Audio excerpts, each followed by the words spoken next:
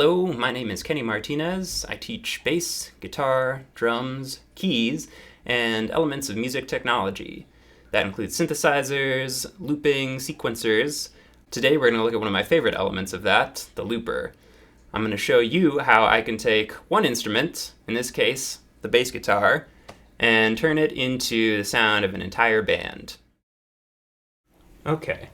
Let me give you a rundown of the gear that I'm using and how I use that gear to play music as a soloist. So I've got this big thing here, the Boss RC300 loop station. This is where most of the magic happens. What this thing does is it allows me to play music. It records what I play onto each of these different tracks. I've got 3 of them, so I can record 3 different things, and it'll play each of those things over and over again. I can have one going, or 2 of these going, and then all 3 of them going at the same time, and then I can take parts in and out. I've got a reverb pedal here, a delay pedal, a compressor, EQ, and volume. So, let's do just a little demonstration. The way that I have this thing set up, there's a bunch of different patches on this thing. You can customize the settings for basically everything that you see here, and then save that to one of these, and then have a completely different setup for another one. So I'm dialing into this one. This is my 128 BPM 4-measure preset. I've got things set so that I can record 4 measures worth of music on either of these channels, and then this one is set to record 2 measures of music before it starts looping again. Usually I use the middle channel to play some sort of percussive loop, so that's why I have it shorter. Usually I'll use this side to do some sort of bass line, so maybe I'll start with that.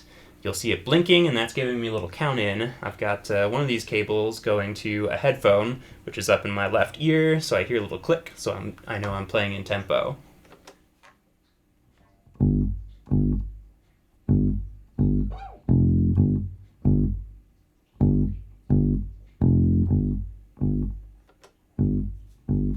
So now I've got that going on. Maybe I'll add something on top with a little bit of reverb.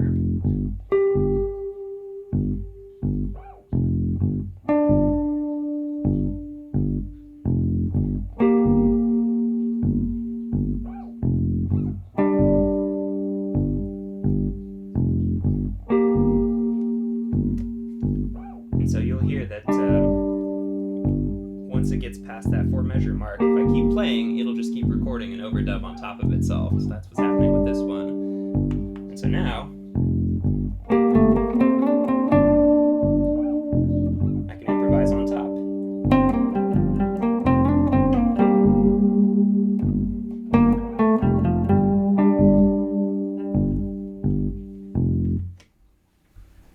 The rest I'll demonstrate a little bit more explicitly when I start the performance portion of this video, but again, this is just my reverb pedal. You can hear that gives the sound of being in a big space rather than just this dry sound with no reverb on it.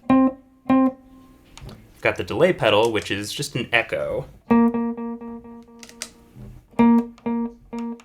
I find that really useful. It really fills out the sound when I'm playing as a soloist.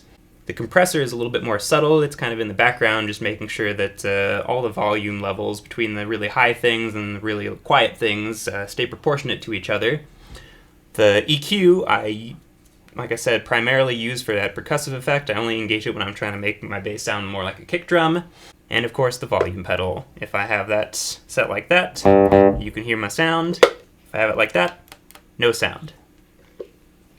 So, some of the musicians who have influenced me the most have been people like Trent Reznor, other musicians who use technology for fairly repetitive, loop-based kinds of music, as well as composers like Philip Glass and Terry Riley, minimalist composers who use small, repetitious chunks of music over and over again to achieve a sort of meditative, trance-like effect. When I got my looper, I basically wondered, can I achieve a similar effect using just my bass?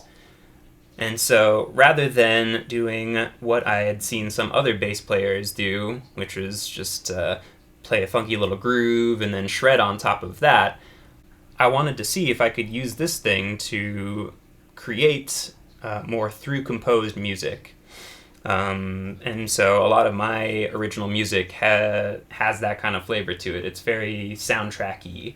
At one point, I ended up with a gig playing background music in a noisy bar, and so the floatier, kind of spacey music that I had been writing wasn't going to cut it. So I thought, okay, well, if I find some songs that are loopable, things that people know and like, maybe I can try something a little bit more upbeat with this thing. And given the needs of that particular gig, I had an entire half hour that I needed to fill. So I wondered if I could use this thing to pretend I was a DJ, and take a bunch of different songs that I could blend together in different ways and make the transitions from one to the next as seamlessly as possible. And after playing around with it, I found, yeah, that's fairly easy to do. There's a lot of music that has chord progressions that are only 4 measures long, things that work really well at the same tempo with each other, so on and so forth. And so throughout the course of playing that gig, I came up with a bunch of different sets of music. So I'm going to play one of those sets for you now and show you how you can loop and be a one-person band using just a bass guitar and some music technology.